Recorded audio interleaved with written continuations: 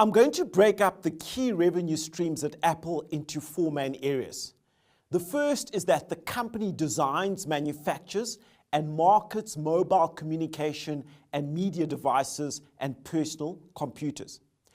Secondly, Apple sells a variety of related software, services, accessories, networking solutions, and third-party digital content and apps on their platform.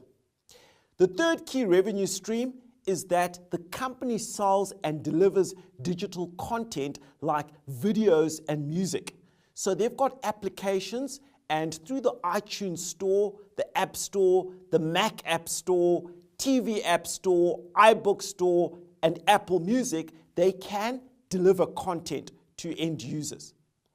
The company also sells a variety of third-party Apple-compatible products.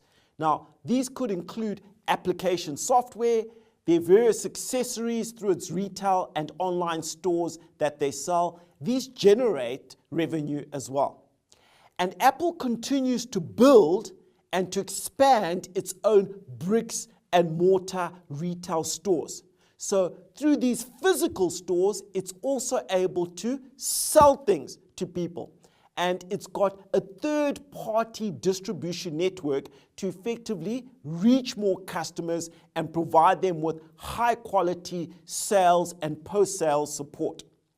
Now, practically for Apple, the iPhone accounts for over 60% of their revenue. It's the cash cow, the golden boy or the golden girl. And if the iPhone sales sneeze, Apple revenues catch a full-blown flu.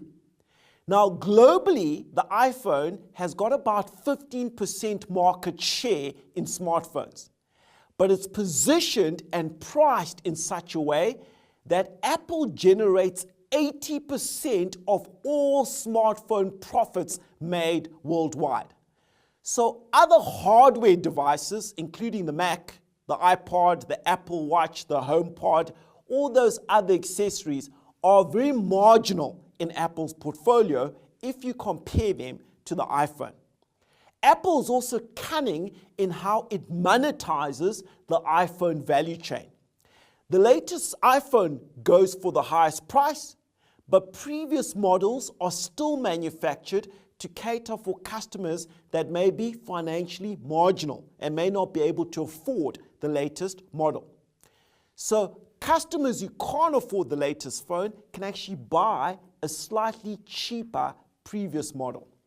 So when analysts look at Apple's performance, not only do they look at the number of units that are sold, they also look at which models are sold and at what volumes.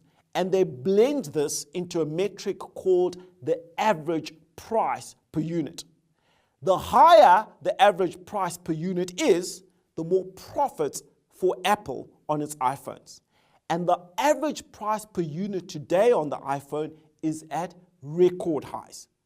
Servicing includes digital content such as videos and music and Apple Pay, and they are making a growing contribution to sales, and they're around 13% of total revenue.